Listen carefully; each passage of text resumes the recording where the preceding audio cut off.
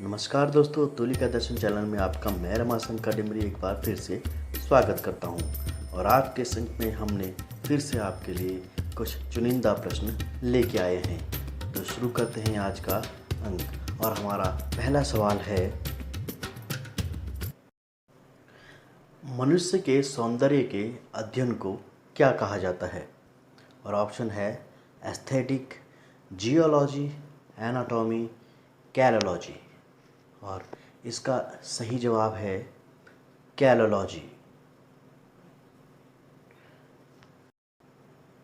दूसरा प्रश्न हमारा, किसने गांधार कला को ग्रेको बुद्धिस्ट नाम दिया? ऑप्शन है डॉक्टर लिटनर, जेसी फ्रेंच, पर्सी ब्राउन और आनंद कुमार स्वामी। और ग्रेको बुद्धिस्ट जो नाम दिया था वो नाम दिया था डॉक्टर लिटनर ने। तो सही जवाब हमारा डॉक्टर लिटनर हो जाता है। नेक्स्ट जो हमारा क्वेश्चन है वह है, किसने कला का दो भागों ललित कला और शिल्प कला में वर्गीकरण किया? ऑप्शन है राजा भोज, वात्स्यायन, भरत मुनि और अभिनव गुप्त। तो जो दो भागों में कलाओं को विभक्त किया था वो भरत मुनि ने किया था, इसलिए विकल्प सी सही हो जाता है। हमारा दूसरा सवाल है, भारतीय शिल्प के षडंग पुस्तक के लेखक कौन हैं? ऑप्शन है वात्स्यायन, यशोधर पंडित, आनंद कुमार स्वामी और अवनींद्रनाथ टैगोर। तो जो पुस्तक लिखी है भारतीय शिल्प के षडंग वो अवनींद्रनाथ टैगोर जी द्वारा लिखी गई है। हमारा नेक्स्ट क्वेश्चन है, मुग़ल शैली में कौन से कागज़ का प्रयोग चित्र बनाने के लिए किया जाता था? ऑप्शन में देखिए, निजामी कागज़, टलोट कागज़, गौनी कागज़ और उपरोक्त सभी। तो जो मुग़ल शैली है उसमें ये सभी कागज़ प्रयोग किए जाते थे, विकल्प डी सही हो जाएगा। नेक्स्ट क्वेश्चन देखते हैं, किस कलाकार ने आपातकाल के समय इंदिरा गांधी के 3 चित्र बनाए थे? ऑप्शन में देखिए, मंजीत बाबा, एम.एफ. हुसैन, जे. स्वामीनाथन और रामचंद्र। तो 1975 में जब इमरजेंसी लगी थी तो इंदिरा गांधी के 3 चित्र एम.एफ. हुसैन जी द्वारा बनाए गए थे, विकल्प बी सही हो जाता है। नेक्स्ट सवाल है, भारत के एकमात्र चित्रकार कौन थे जिनके चित्र पिकासो के साथ प्रदर्शित हुए थे? यामिनी राय, राम कुमार, एम.एफ. हुसैन और असित कुमार हल्दर। तो इनमें से विकल्प सी एम.एफ. हुसैन सही हो जाएगा। और एम.एफ. हुसैन एकमात्र भारतीय कलाकार हैं जिनके चित्र पिकासो के साथ प्रदर्शित किए गए थे। दूसरा प्रश्न देखते हैं, रोकोको शैली का जन्म कहाँ हुआ? फ्रांस, इंग्लैंड, इटली और पोलैंड। जो रोकोको शैली है उसका जो जन्म हुआ था यानी कि विकास हुआ था वो फ्रांस में हुआ था, इसलिए विकल्प ए सही हो जाता है। नेक्स्ट क्वेश्चन हम देखते हैं, कौन सा तत्व कला के षडंग का हिस्सा नहीं है? रूप, प्रमाण, लावण्य या संतुलन। तो जो इसका सही उत्तर है वो संतुलन हो जाता है, क्योंकि षडंग की जो परिभाषा है उसको हम इस श्लोक से भी जान सकते हैं, रूप भेदा प्रमाणानि भावलावण्योजनम श्रादस वर्णिका भगम इचि चित्र षडंगम।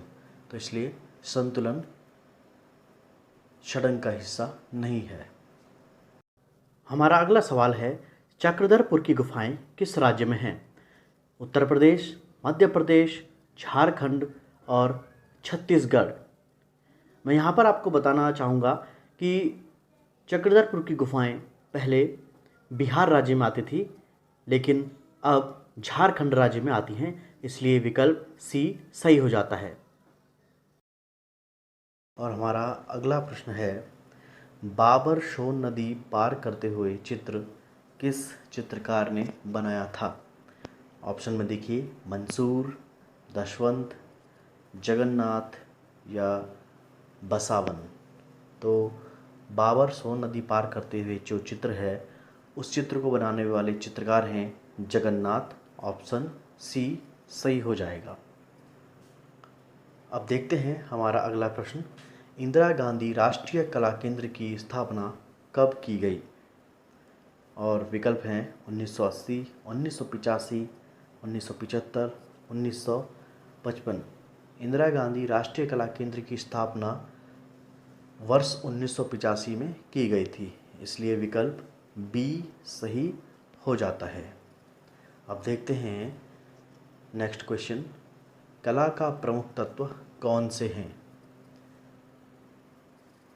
रूप, रेखा, रंग या डी उपरोक्त सभी। तो जो कला के प्रमुख तत्व हैं उनमें ये तीनों आ जाते हैं, इसलिए विकल्प डी उपरोक्त सभी सही हो जाता है। अब देखते हैं हम अगला प्रश्न। बाबर का घोड़े से गिरना नामक चित्र किस पुस्तक में है? ऑप्शन में देखिए शाहनामा, अकबरनामा, बाबरनामा या डी आईनी अकबरी। तो जो बाबर का घोड़े से गिरना जो नामक चित्र है वो बाबरनामा पुस्तक में है, इसलिए विकल्प सी सही हो जाता है। नेक्स्ट क्वेश्चन देखते हैं। रंगीन रेखा चित्रों की कला किस शैली को कहा जाता है? ए बसोहली, बी कांगड़ा, सी कुल्लू और डी गढ़वाल शैली। तो जो रंगीन रेखा चित्रों की कला जो शैली है उसे कांगड़ा शैली को कहा जाता है, क्योंकि कांगड़ा शैली में रंगीन रेखा चित्रों की अधिकता रही है। अगला प्रश्न है एलिफेंटा से प्राप्त हाथी की मूर्ति वर्तमान समय में कहाँ स्थित है? ऑप्शन है राष्ट्रीय संग्रहालय नई Delhi, prince of Wales museum Mumbai, Jahangir art gallery Mumbai, Jija Mata उद्यान मुंबई। और इसका सही विकल्प हो जाता है जीजा माता उद्यान मुंबई। अब हम देखते हैं अपना दूसरा प्रश्न। विलुप्त होती चदर बदर या चदर बदोनी लोक कला किस राज्य की है? और ये जो प्रश्न है ये आप व्यूवर्स के लिए है और इस क्वेश्चन का आप कमेंट बॉक्स में ज़रूर आंसर दें और आंसर देने वालों का नाम हम अपने अगले अंक में बताएंगे। तब तक के लिए दीजिए मुझे इजाज़त। नमस्कार।